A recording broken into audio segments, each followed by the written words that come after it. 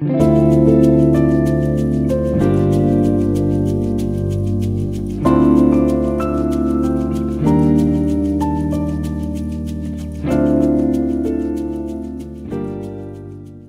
everybody, I'm Brynn Carroll, and if you want to learn how to paint watercolors with a 3D effect, I'll show you my methods on how to make this slipper orchid appear to bloom off the page. As usual, I began with an accurate drawing that I transferred to my watercolor paper. Here I am using Orchid's 140-pound paper. I made sure to create a cutout overlay to protect the white background since the background details will be eliminated. This helps with any possible splatters or spills and maintains a clean white background as well as a place to rest your hand. So I'm using a number 6 sable synthetic brush to paint in my lightest tones with a mixture of permanent rose with a touch of bright red. There is a portion on the dorsal of the upper orchid that remains white, so I'm carefully painting my light wash around it without masking this area.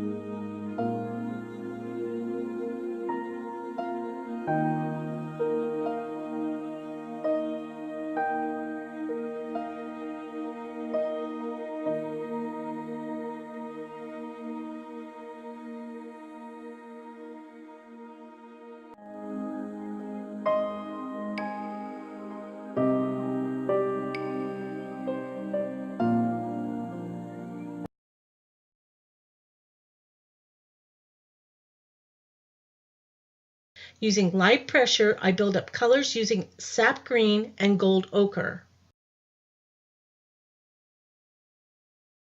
Here you can see I have painted in my darkest tones along with the reflected shine on what's termed as the labellum of the orchid.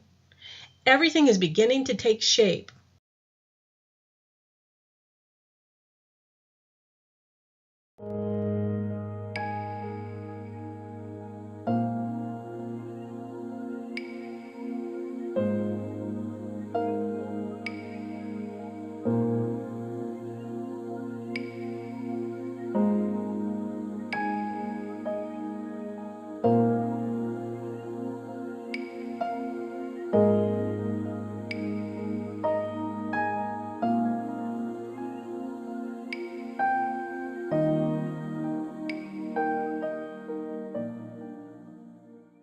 If we look at the color wheel, you can see I am creating a color scheme based on complementary colors. Complementary colors are any two colors which are directly opposite each other, such as red and green, red-violet, and yellow-green.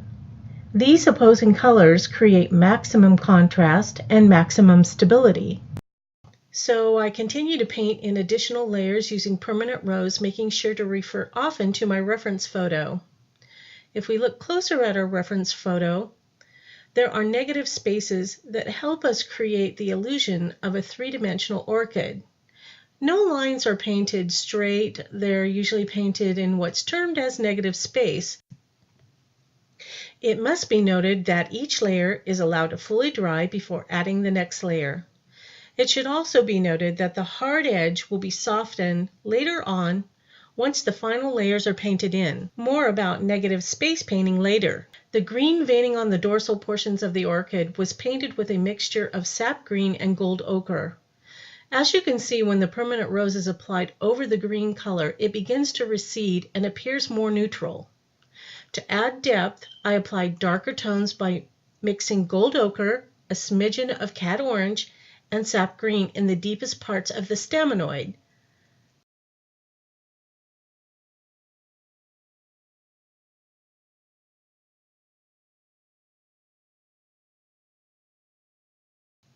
Small strokes or dabs of color are layered in to create texture to define this portion of the orchid. This helps bring about the 3D effect, and it makes it bloom off the page.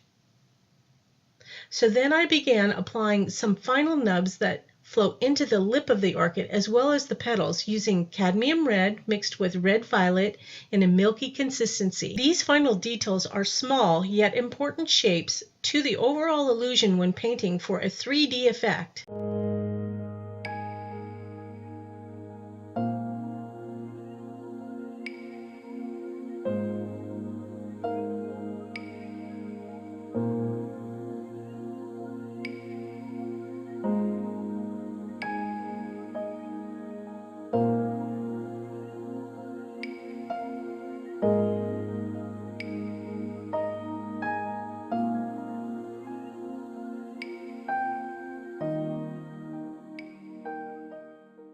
If you've enjoyed this tip video and would like to see more of my full-length step-by-step tutorials, please visit my website where you can sign up to be notified when my watercolor classes will be available.